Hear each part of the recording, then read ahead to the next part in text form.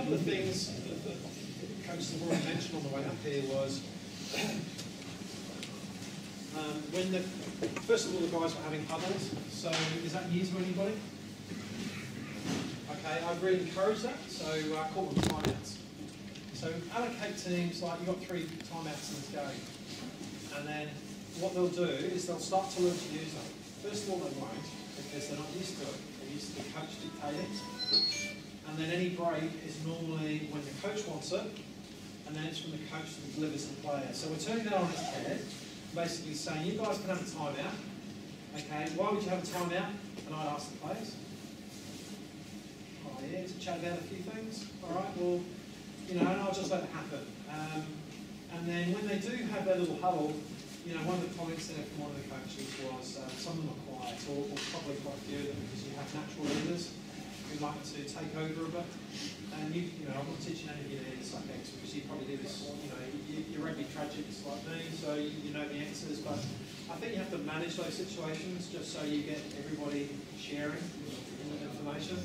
I would sometimes pick out the shyer guys and give them the new rules and say, go back and share it.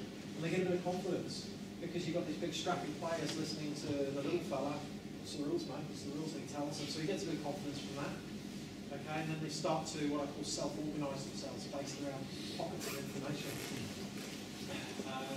And you know, you can tell the more dominant player to just tone it down a bit. Okay, but you have to tell them outside the pitch and say, look, mate, don't take this personally, but I may just tap you on the shoulder every now and then, and I just want you to pull back a bit and let the others sort of take over. You know, and I did a workshop the other day where I actually did it to a player, but didn't get a chance to tell him that beforehand. And he looked around at me and he goes, is that a personal thing? He shouted that out to me. He goes, why did you tell me to be quiet? Is that a personal thing? He thought I had a there against him. But he smiled as he did it, and I know it. And the coaches picked up on that, so that's how they take it suddenly. It's like, oh, I've done something wrong or I'm not doing something right. So you actually have to be careful of things like that. So anyway, I said to him, no, I said, mate, you've got all the answers. I want the other place to figure it out, just to give them a bit of a boost. So timeouts are good. What it is, basically, is feedback. So my area was skill acquisition. I went to the Australian Institute of Sport for about 2 Olympic cycles, and I work with Olympic athletes. And feedback is important to be able to improve. When you give it is critical. If you keep stepping in when there is a mistake or an error, so Lewis, as he does, makes those mistakes, you know, and I keep coming in and saying, no, put your hand up here, or what's he going to think every time I come in there's a mistake?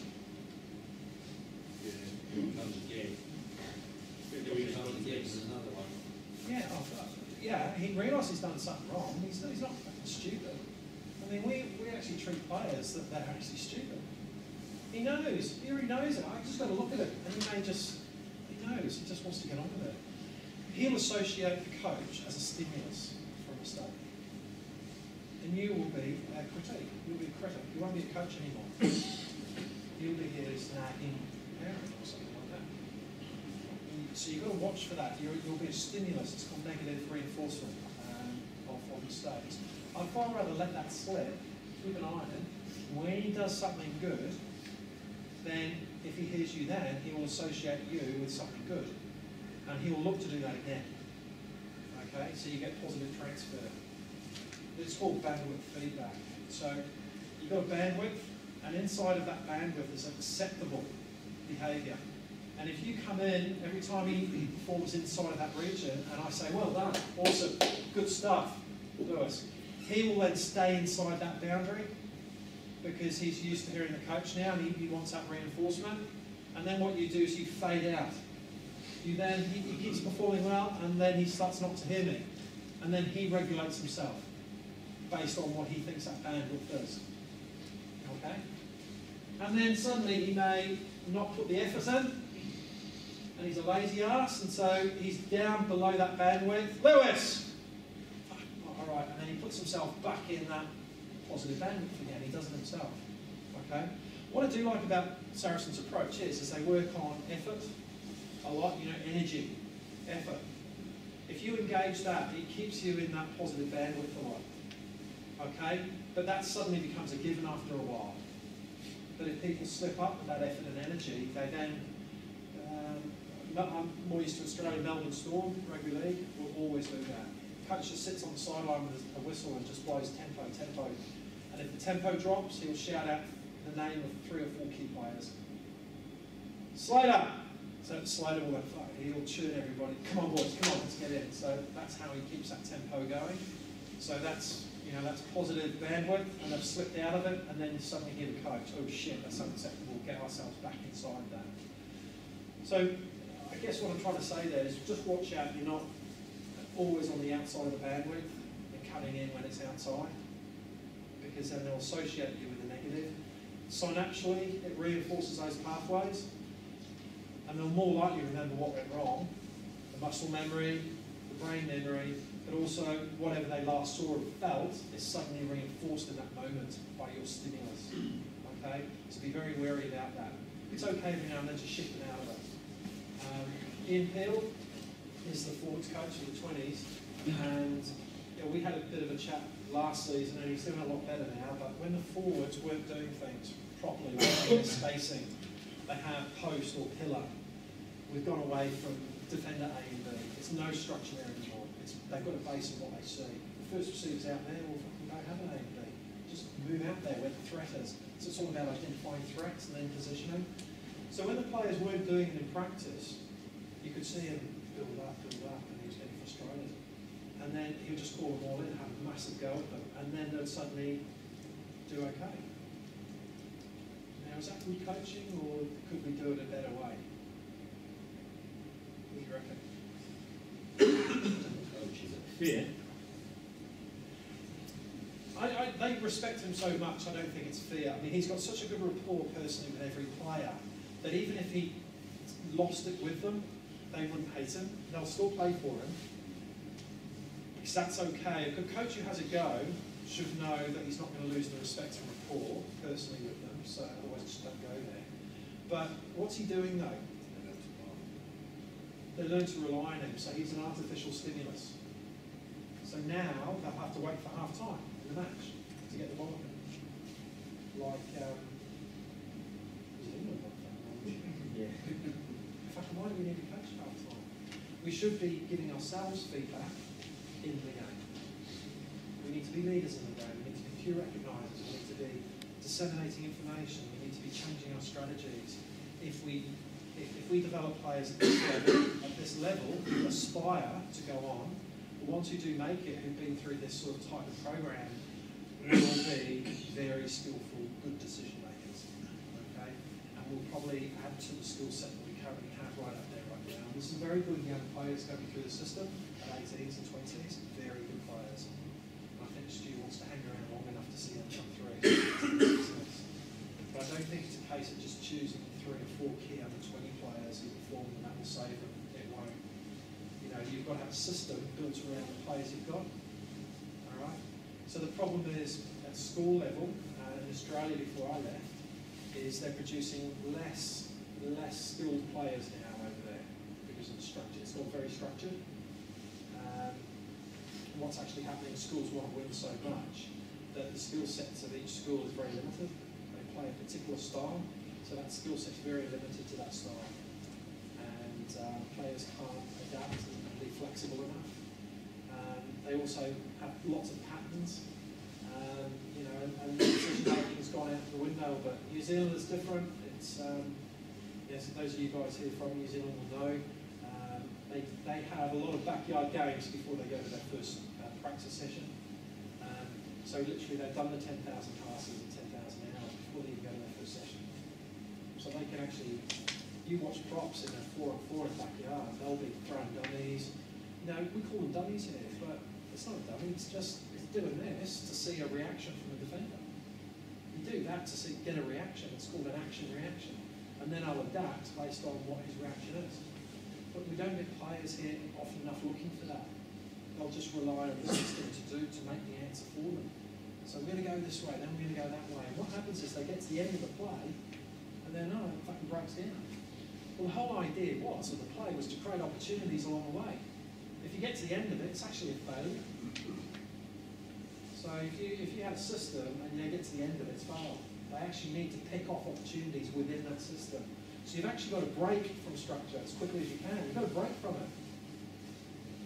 And that's what we'll try and do with these young fellas here. You can actually give them a system and say, I want you to get down to that in four phases, and when you get to that cone over there, go for it.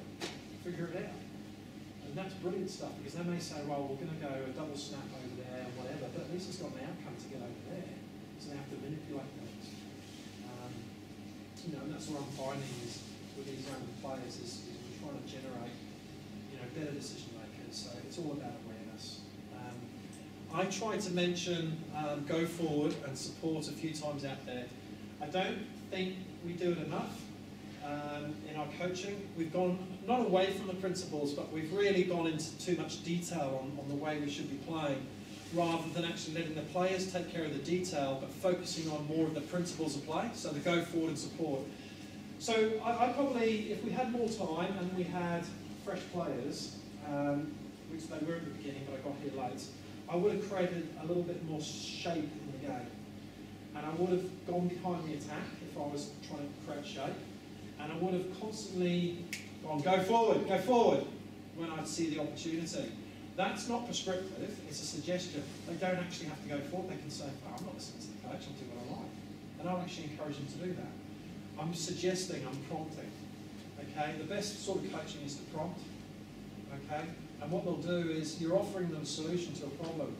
Because you're a coach, you can see the problem. They might not see the problem. So you prompt them, and it's like, oh, yeah, and they suddenly become aware, and they'll go for it. And suddenly you change behaviour. So you've got to go forward, and then I'll be shouting support, support. Okay, so the immediate support would be for the ball carrier. Okay, immediate support for the ball carrier. So I'll be standing probably behind the ball, support, support. And so these guys have to keep the ball alive. Use analogies like the heart. The ball is a heartbeat. Once it starts to beat too slowly, you're dead. All right. So the role of the support for the ball carriers is to keep the heart alive, keep the ball alive, to keep going forward. And so the big criticism from people like Peter Walsh and some of the junior A grade coaches, 20s and 18s, is we don't accelerate enough onto the ball. We're static in our pods. First of all, get rid of the name pod. But we're static when we're sitting here waiting for the ball. Because we're structured, we know where we should be. We often get there too early. All right, we don't time our runs based on things, not the right cue. So we get there, we're static, we get it, we're thumped, we go around, we do it again. And so I think that primarily would be support. So to support the ball, you've got to keep that ball alive. You actually have to go forward. So we're using support to go forward again. So that's the key principle. Use support to go back, to go forward. And if we keep reinforcing that in the game, we started off with a game where they went sideways. I would far rather a team explore space with width first, before depth. So we're scanning for width, okay? Then bring the kicker in a bit later, going behind. I had to accelerate it tonight. I'm normally bringing it after 15, 20 minutes. But explore width, because when you have a directional game where you need more go forward, they're going to explore width to be able to go forward. That's their default. They won't go into contact and look to recycle. They will actually start to move into space to go forward again. And that's where I think we should go with that. A lot of the players here will look for, if they're uncomfortable in space with the ball, which a lot of players here are, we're not finishing off 2-on-1s or anything. And the handling, it looks very awkward when we just need to go through the hands to score a try. We bumble a lot of opportunities because we're not fucking used to it. We don't have enough time in practice just moving the ball fluidly and engaging one-on-ones. And so I think that game where they're moving that soccer ball from side to side, but then now you've got width, put a bit of a directional thing on. So how could you do that? What rules could you bring in for something where you need a bit more direction? Two teams. One forward pass. And I have one forward pass. One forward pass, yeah. But let's just keep the offside line in there. So what rule could you bring in? A little competition. Two teams. Let's get some good go forward. What could you do? Throw it across left. Yeah, like it. What could you bring in? What could be a competition to see who we can get furthest? Bring a point system for Yeah. get over the game line. Yeah, absolutely. Points for getting over the game line. That is good because it's almost it's sort of like a reward for thinking over the game line. okay, I'll just tell you, a simple thing I do is say, right, 5 phases as far as you can get, up to the marker down, and then your team has to beat the previous marker. And you don't tell them anything, you just say, it's go. So, you know, we're like, we'll get as far as we can, marker goes down, that team's thinking, shit, it's way out there, how are we going to do that? And so they have to try and go forward and beat that marker on the way back. Suddenly you put direction into the game without the players knowing. So if you keep changing things like that, you can actually shape the way they play. So anyway, look, support for the ball carrier is important. And that wasn't evident down there when they played early on. But as soon as I said 2-touch, they started to then think, shit, I'm having a crack. But they didn't want to lose the ball, so they'll back off and they'll move it wide, back off, move it wide. So we're getting a good width going, but then say 2-touch, and then, oh, bugger, I'll have a crack because I can get touch, and then hopefully I'll have support. But they were very slow on the support because they were used to the width game. Now they're getting used to now to go forward because they've got 2 touches. Then you could bring in 2-touch twice. So 2-touch, touch once, support, he gets through, he's touched twice, say, and then you're allowing him to go to ground, say, and then to ruck. And then you're already in behind the line, so the defence have to float around. The ball comes back quickly, you've got all of these guys trying to get it back into positions, and the attack becomes really good. So you can progress that game to get even more go forward. But if you started off with a width game, I'll guarantee you that they'll still move the ball wide. They'll either go through you or they'll go around you. And that's all based on how you introduce your games, the order that you introduce them. You're creating these habits in the players. Okay, that's very short term, that's over 80 minutes. If you did a pathway based over, I don't know, a year, 2 years, just go over and see. I've spoken to some of you down the back there with Pierre, Peru, but if you base that strategy over a longer period, like let's say a week, and you play that game out there for 2 days, no tackling. You can't tackle anybody to the ground. You can only wrap them. What will happen is that the attackers will get caught, and when they get caught, they'll lose the ball. If you get caught for longer than 2 seconds, you lose possession. Just play that game and see what happens. They'll end up having very good feet work. They'll have naturally good footwork to get in through spaces. They don't want to get wrapped. And they're not allowed to get thrown to the ground. And because they can't go to the ground, there's no offside line. And I'm seeing a lot over here is they're very comfortable getting touched, going to ground, and then the defence reorganises.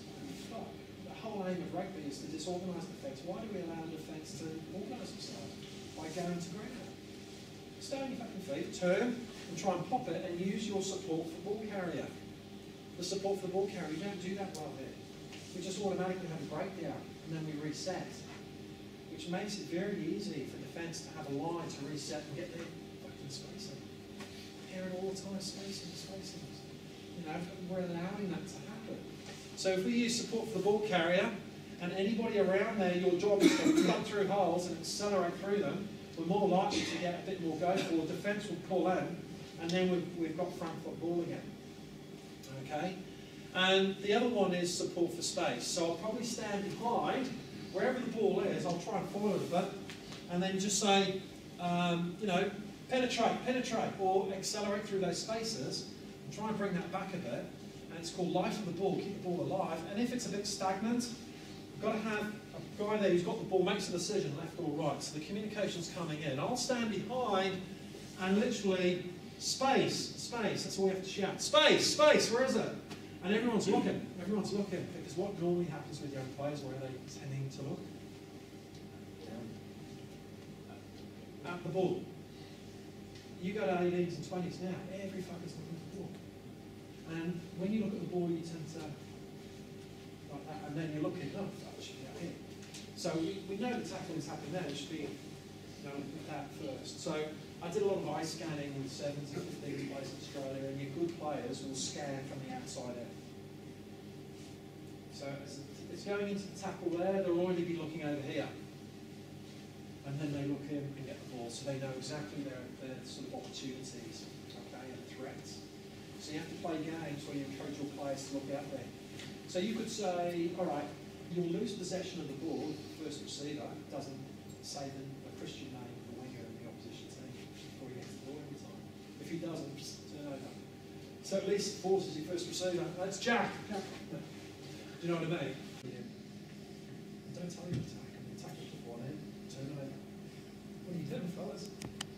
losing it until they realise, shit, we need to send more in. And when they don't, that's a learning moment.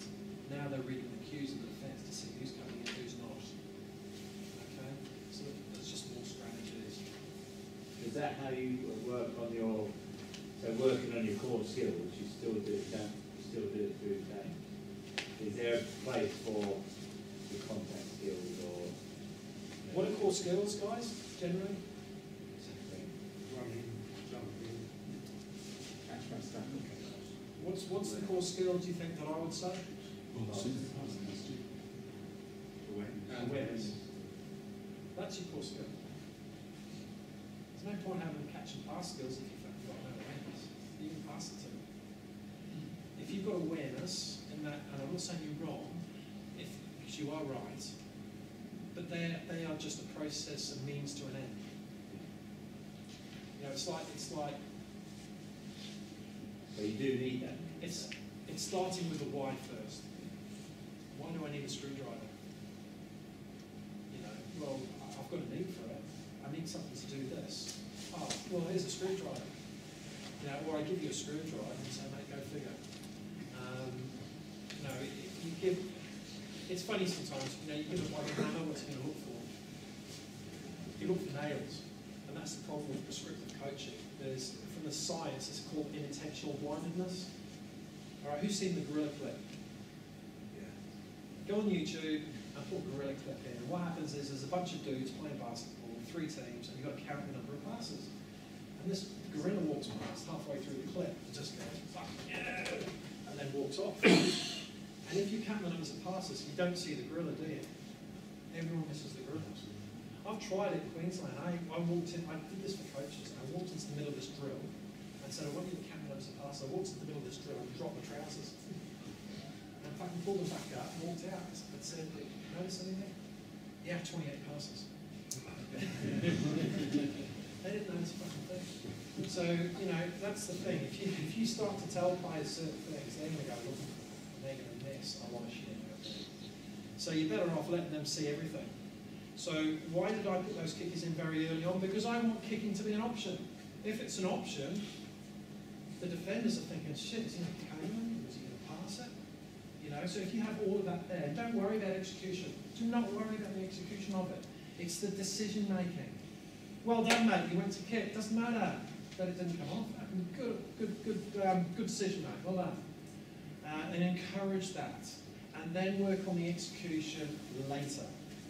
That's not important at the moment. Even with the higher level kids, work on that on an individual basis, and then have a breakout into what I call a modified game. It's not a drill, it's a skill practice where you isolate a little bit more, and then they get more repetition of that particular technique. Okay? It's taken out of the context, but you measure the back end. Okay? So core skills: awareness, decision making, scanning, ability to engage your defender. That's a core skill. A catch and pass is just a way to get out of the shit. Or if there's a better option out wide, I will then give you the pass. I will then pass it to you. Whereas we've got guys catching and passing because they think they're good at it, doing it for no reason. You know, you should only really pass because there's a better option out there. And so now we've got guys doing missed passes, you know, that haven't engaged anybody. And you see that, they did it down there, you know, with the soccer ball. You know, it's 3 guys wide, so what happens to the space? It shuts it out. So we need to put negative consequences in for that. So this is a missed pass, missed opportunity. Turn it over. You know, just keep reinforcing it, reinforcing until you shape them. So yeah, look, catch, pass, kick, they're all just movement patterns. They're not skills, they're techniques. How do you make a technique into a skill? What's a skill? It's basically effective. It becomes an effective technique. So it has a successful outcome, and it's quite repeatable in that you can adapt it many times and it will always tend to work. So that's a skill under pressure. Technique, movement pattern under pressure equals skill. So if we structure the team to have sort of a movement pattern, say like a back move, and we've got a shape, is that a technique or a skill? When they run through it each time, with no defence. It's a technique. It's just a technique, that's all it is. It's nothing else. Until you put a couple of key defenders in there that rush at them, then it becomes a skill. It starts to become a skill. But when they adapt that shape to the nuances of the defence and the pressures and the problems that the defence are posing to them, and they start to work it out, how they can adapt the system for a successful outcome, then it becomes a skill. But there has to be cue recognition, they have to scan, they have to practice under varying different tempo. So I should have the clips here, but there's a great clip, Crusaders, 15 to 15. They just pass the ball from side to side the whole time. And they have to reload, just get back into position. So number 9, pass, pass, pass. The defence is standing 5 metres outside, and they can press one moment when the ball comes out, they can press and then they defend. Then the ball, they penetrate, the ball comes back to that marker. All the attack move back, the defence move in here. The defence may spread, so the defence are posing different problems every time the backs move the ball out. So what they're practicing is basically the same shapes that most people do. You've got a lead runner, they've got a basher out the back, you can come out this way, and they've got a tail runner. Okay, all it is to create opportunities and support. So you've got width of support, you've got depth support, you've got depth support. Okay, call it what you like. It's basically support. And that support has to adapt itself based on a different problem coming at them each time. So you actually have to pose that in training. And I like this one because it's repetitive. It's a drill, meaning a drill means to repeat something, but it doesn't become a drill technique because it never stays the same. It's constantly adapting itself under pressure, so it's turning itself into a skill. So the whole idea, if you watch this game going on, you'll notice the 9 varies the tempo. So if you ever need to vary tempo, you just talk to your 9. So speed up slightly. You don't have to talk to the whole team, oh, we've got to go fast, we go. You just talk to key individuals. And so this thing's moving so quickly, guys haven't got time to get back into position, so over here, you'll probably see panic a bit. God, they're not all in their right positions, but over there, they're just going to make sure I'm first receiver and second receiver's out here. They just put their hands up and that's it, done. And as the ball's coming out, the forwards are still running backwards, but you'll notice on the video, the forwards are looking at the defence as they run back. And they're going in behind certain runners and they're creating shapes on the run very, very quickly. They're getting into support positions basically based on what they're seeing rather than actually that. So I'm trying that quite a bit now with young kids. And Billy's done it with Nick Walsh did it with the over 20s. He really liked it. And then when they started to do it, I asked the forwards what they thought about it. So if you ever need feedback, it's really good just to speak to players. I'm not the coach, so they'll tend to tell me. And I said, what did you think of that? And basically the England under 20 forwards said, oh, it's a lot harder now in training. What was that? Really shit, it's hard to think. And think about what, mate? Where I've got to be. Or what were you doing before now? Oh, I knew where I had to go. Okay. So that, I'm not saying one's better than the other. I'm just saying that's the shift that we're now going through. They're having to actually make decisions. Which, as a kid, when you were 9, 10, 11, 12, was that any sweat? Kids loved it, didn't they? British Bulldog, just playing in the backyard. You instinctivly go to where you need to go. So now they're feeling a little bit of pressure to be in the right place at the right time, or they're, or they're going to be in the wrong place and they won't get selected, and they're playing in a little bit of fear. And I've sensed that when I first got over here, that they were playing in fear. They didn't have this mentality, I can give it a crack. Have a crack, have a go. And then we'll work from that. So let you just do something and then we'll work from that, rather than I'm telling you we're going to work from this and then I'll judge you on it. And it's two totally different approaches. So I'm not trying to push you down one way or the other, just be aware that, and you will get benefits over the way that I think if you allow them to do something first and then say, that's great, mate, that works well. And then that's their strengths and then you work off that. Benefits, obviously, haven't I? Lewis, you're so nice. Question time, maybe? Right, do you have any questions at all first? We will actually keep going to about midnight. I've actually got to go back to Brighton on the under 20s, so the reason I was late coming out here, sorry about that. So I'm going to shoot back there. We've got a couple of London Irish coaches and then training tomorrow and then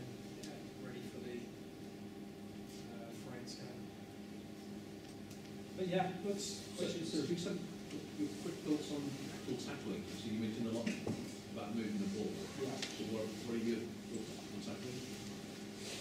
What about tackling? Anything? Nothing specific. It's pretty important if you want to get ball running. How to coach it. Yeah, tackling is it's an interesting area. To make his attack better based on this approach, you have to start increasing your defensive pressure, so the attacks start to make better decisions. So when I said no tackling at the beginning, just grabbing, that's to facilitate the attack. Now I can say to the defence, now I want you to start putting them on the ground, because now it forces the attack to have to stop being taken to the ground, and that's when they start to get that footwork to try and avoid those situations. I'll just let that happen, to be honest, in certain areas to see how they do that, how they best bring down the person. I'm working with the under 20s at the moment. They've got the chop wop. Chop wop. Okay, so the ball's moving out along the back line. Lewis is inside me. Okay, the ball comes across and they run through this gap. Lewis is going to take them, and I'm in charge of this here. He's in charge of that there. So that guy's coming in front of him. He's now going to, he can't put a dominant hit on him. He has to chop him. So it's basically take him around the legs, take him to the ground. But because he's in that situation, I'm in a dominant position now to come in and whop him over the top. They call it the chop and the whop. Anyway. But having analogies is a great way to coach. These kids will look for the chop whop. Alright? But they'll start using it in the wrong situations. They now have to learn the cues. When is the best time to use the chop whop? And that's part of the game. You can award points for it. So a chop whop will automatically get two guys into the tackle, which the 20s are renowned for doing now. It's the only way we really won the last two World Cups based on good defence and good attack. We freed them up, they move the ball more now. But the defence is very good, they get two into the tackle. Okay, so chop and whop. And you can design little drills where you've got decision making in there. Okay, it always has to start with a why. So he's doing a chop tackle and a whop tackle. So we could have like a tackle bag here. Alright, and I just stand with the tackle bag and you've got to run around me. The guy behind the tackle bag is the attacker with the ball. If I decide to go this side of the tackle bag, there's two defenders over here, I'm going to attack slightly to one side, so that therefore they've got to decide who's going to be the chop, who's going to be the whop, so I have to get in behind them and score a try. So the literal fact it's a 1-on-2, but there's an obstacle in the middle, then I'll have to go like that, and if I go like that, he may have to chop me and he's going to come in for the big dominant tackle. So there's decision making now for defence in a very, very small drill. But it's not a drill. The drill has no decision making. It's just literally repeating a technique of a tackle. This is decision making. So it's a skill practice. So beat the defender, it's static, and then it's just an obstacle really, and then I've got two defense, you have to make a decision. And you can do that at half pace. You can make it more passive so they can practice on their technique work. So we do it at 50%. So it's a very basic one tackle and a very basic one tackle. And when I've spoken to the players, they're getting a lot of confidence out of that now in the match. They're coming through and they're dominating a lot. The game line in defence now, because we put points in there. So when we've got defensive games, JC will work with the attack and try and get them to surprise us. And in defence, we earn points by working our way down the pitch. Every time we get over the game line, we get 2 points.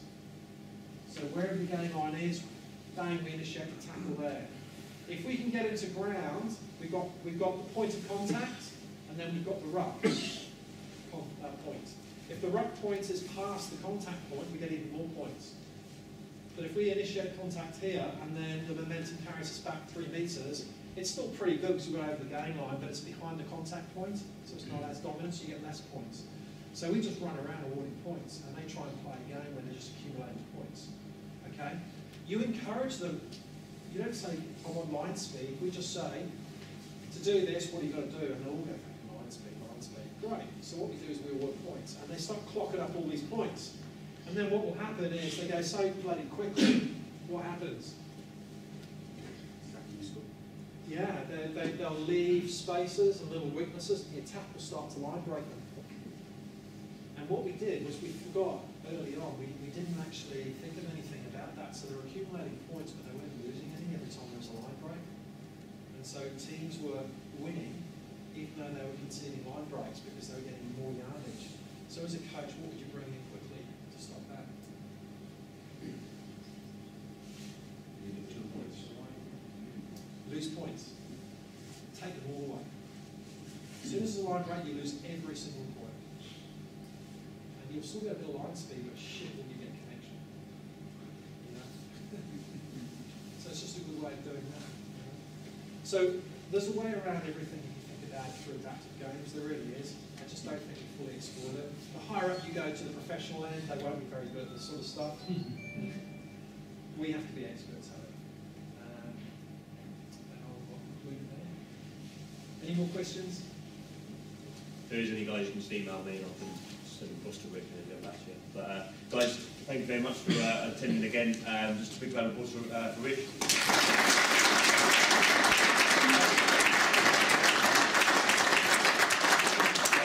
Guys, obviously you got a hand up. If you didn't get a hand up, I'll email it across to you, and then I'll email them all out anyway, so you've got it on a hard copy. Guys, all the kind of, again, you'll sort of keep saying it every kind of seminar and things we do, but we're constantly updating on our online resource as well. So a lot of the games that obviously is coming from the guys that do working with the under-20, with the academies, etc. It's all kind of coming from them. So these reaching the guys are kind of is what's implementing a lot of the stuff we're doing out there, and then trying to give the ideas to you guys and help you with your coaching at your counties or clubs or wherever you're working. So again, we'll try and put on more seminars like this and different ones to give you different ideas. I think the next one's on the 22nd of April. I'll send that out tomorrow so you know what that's about.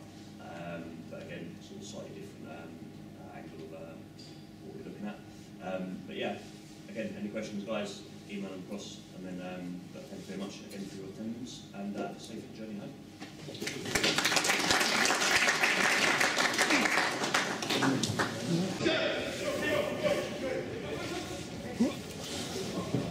Okay, let's go. Keep working, let's go, mate. Past over there, just that one in there. Yeah, just in these doors, that's it. Good skills, boys, well done, fantastic. Play on, let's go, sit.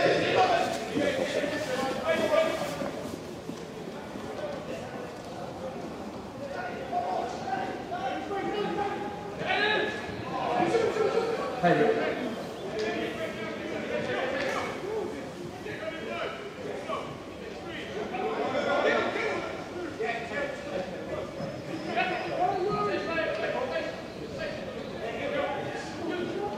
Okay, boys, well done. So, catch the ball in 2 hands, ball off, working on my grip, my ball manipulation. Go here. So, I'm going to count the passes. If you get a one-handed pass away like that, you get 1 point. Okay? If you get a pass away, 2 hands, you don't get any points. However, if you get a pass away, okay, and it's around the back, there, you get 3. Okay, so one-handed pass, but we're still pass decent, catch with 2 hands, off the ball, grip it, and pass away. 3 points around the back, normal, just one-handed offload, any direction, let's go.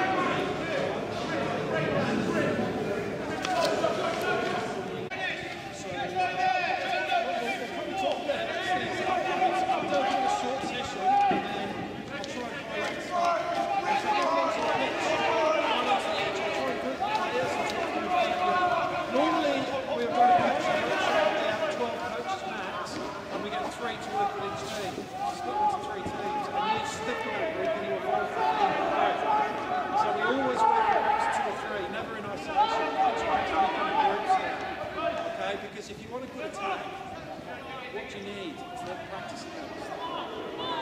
Fairly good defence. You've got to work on defence. You've got a good defence. You've got to have a fairly fucking good attack against them as well. So it's got to be a minute by minute attack. So minimum 2 changes, and then somebody oversees the game because they listen to the detail. Okay, if you haven't got the resources to do that, you just have to be very good in terms of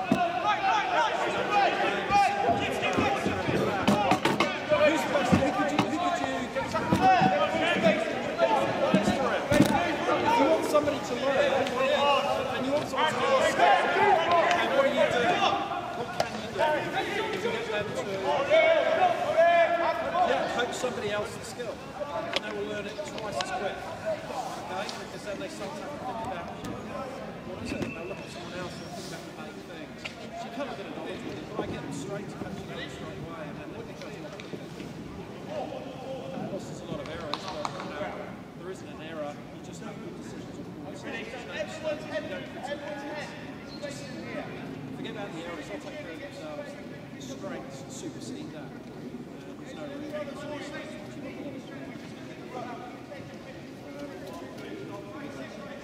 All appropriate to what you're seeing. Does that make sense?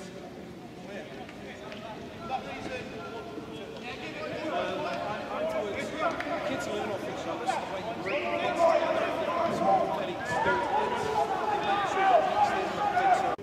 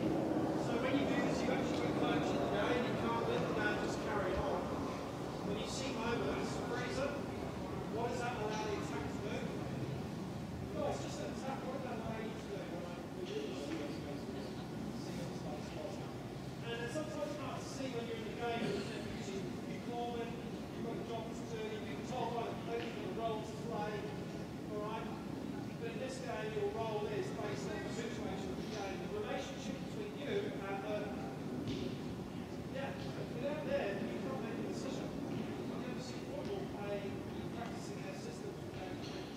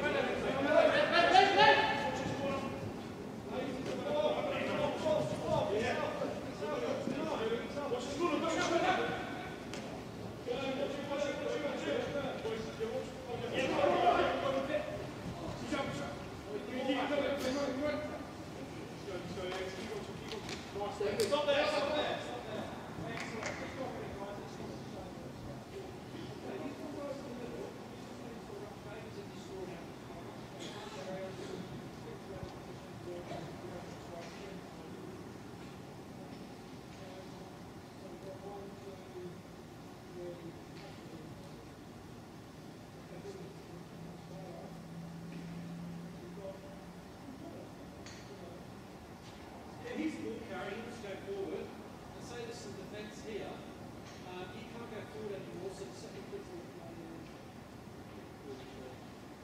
go forward and support. So what we do is we support the ball carrier, well, he can pass it, so I don't need to support him as defences. I'll support the space here, you know, support the space here, and you're looking behind, you're supporting space, and you can actually see what the defence is doing. Who actually makes the decision to direct the ball carrier or the support player?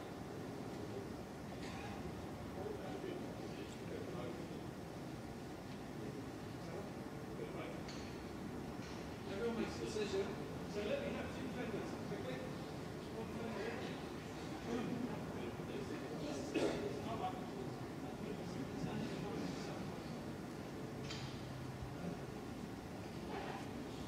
What do you see tonight?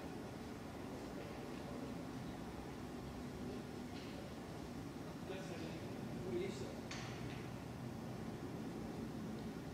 You see the same picture?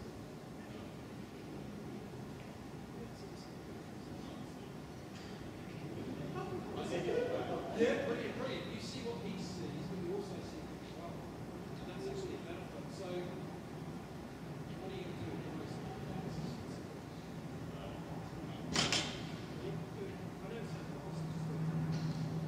Brilliant. Defender, run out. Yeah, run out. Go wide. Now, what are you going to do? Yeah, absolutely. So, what I'm trying to say here is the support player can see what he's seeing. Don't need to call him.